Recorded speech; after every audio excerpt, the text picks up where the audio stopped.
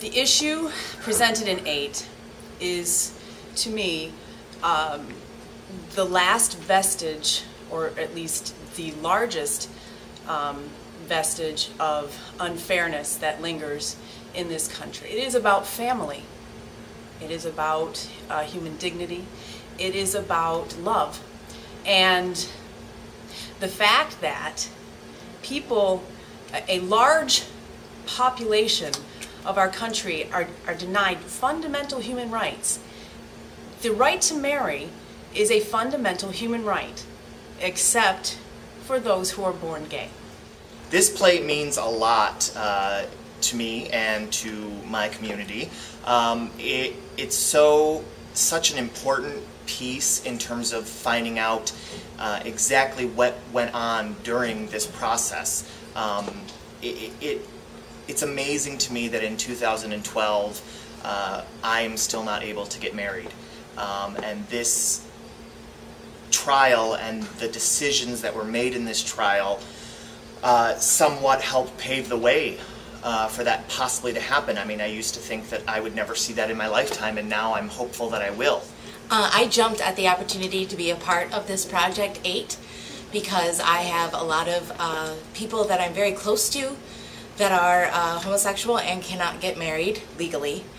And when somebody told me that this trial wasn't televised, that it was written as play format, I knew that this would be a great time to showcase that, spread awareness. I think this is a great piece of theater because it brings everyone together, you know, in this really special place to open the audience's eyes to a lot of the legal testimony that is out there about this issue, and what ultimately happened in California is a really great thing.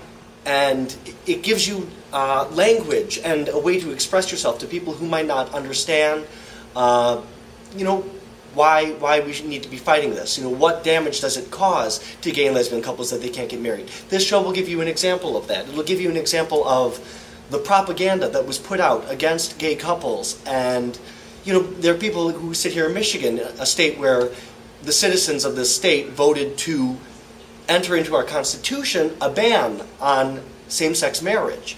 You know, and you have to be informed and realize the repercussions of that. And you know, what was going on in California at that time that frightened people into voting the way they did. They didn't have the facts. They didn't have this show to go see. They didn't have the information. It illustrates so strongly that matters of civil rights should not be dictated by public referendum. You cannot have people voting on what other people can and cannot do in terms of civil rights. And so I think it's important that it really shows the defense in this case really, they did not present their case strongly, but that they also didn't really have a case to begin with. And that Proposition 8 was born solely out of homophobia and ignorance. So it's kind of like moving, actually. I think it's like a really I think that homophobic people should come see this play. I think that's like a great part of the play is that it can show people that you know, because a lot of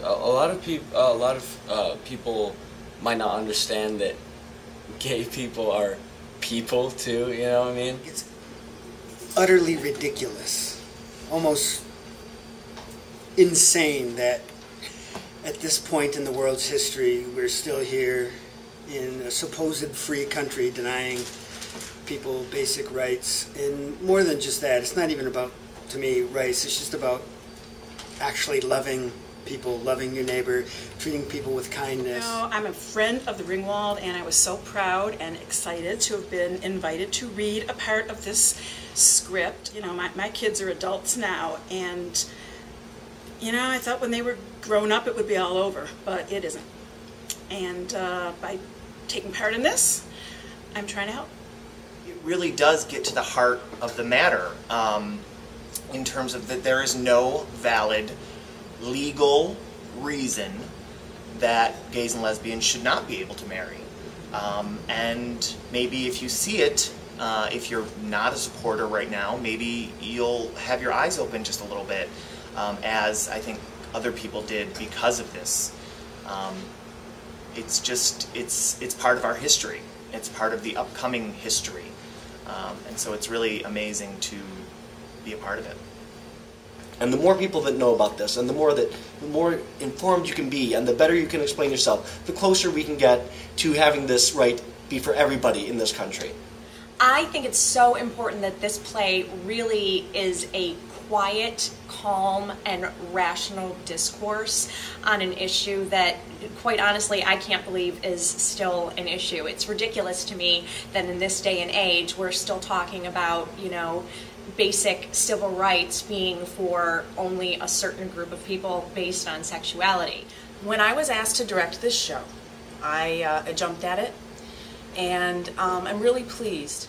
I think it's very, I know the word important permeates this entire video, but it is, because it is like being back in 1967 with the interracial couples that were denied because it might pollute society to have their children go out into the world.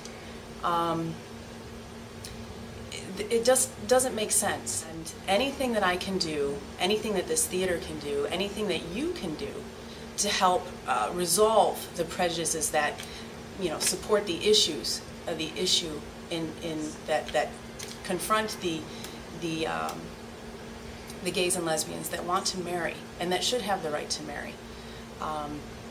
Anything that you can do to help enlighten, educate, and inform people so that the prejudices can go away, because that's what we need. We need people to be educated, because once people know what really goes on, then normally the prejudices will subside.